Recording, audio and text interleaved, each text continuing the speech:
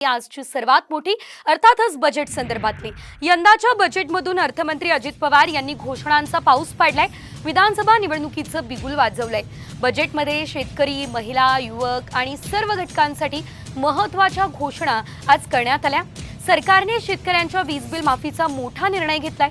याशिवाय गाईच्या दूध उत्पादकांना लिटर मागे 5 रुपये अनुदान देण्याची घोषणा झाली आहे। महिलांसाठी मुख्यमंत्री लाडली बहीण या योजनेची घोषणा करत सरकारने महिला वर्गाला देखील खुश करण्याचा प्रयत्न आजच्या बजेटमधून केलाय। तर इलेक्शन बजेटमधील मोठ्या घोषणा आपण बघतोय। गाईच्या दूध उत्पादकांना लिटर मागे 5 रुपये अनुदान मिळणार आहे। कापूस सोयाबीन उत्पादकांना हेक्टरी 5,000 रुपयांचं अनुदान दिलं जाणार आहे। प्रत्येक पात्र कुटुंबाला 3 मोफत सिलेंडर सुद्धा मिळणार आहेत। 8 लाखांच्या आतील उत्पन्न असलेल्या कुटुंबातील मुलींना मोफत उच्च शिक्षण मिळेल। मुख्यमंत्री माझी लाडली बहीण योजना जाहीर झाली आहे।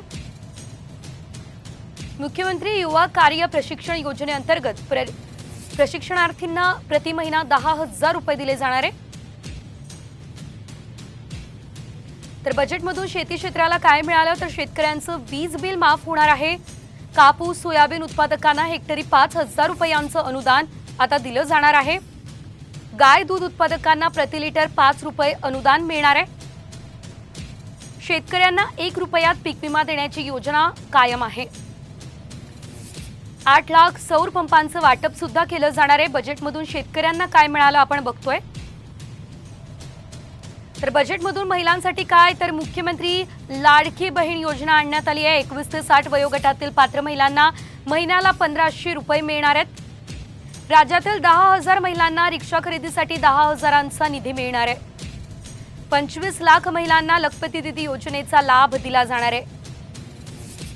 8 लाख वार्षिक उत्पन्न असणाऱ्या कुटुंबातील मुलींना मोफत उच्च शिक्षण दिलं जाणार आहे। बचत गटांना 15 ऐवजी 30,000चा निधी सुद्धा दिला जाईल।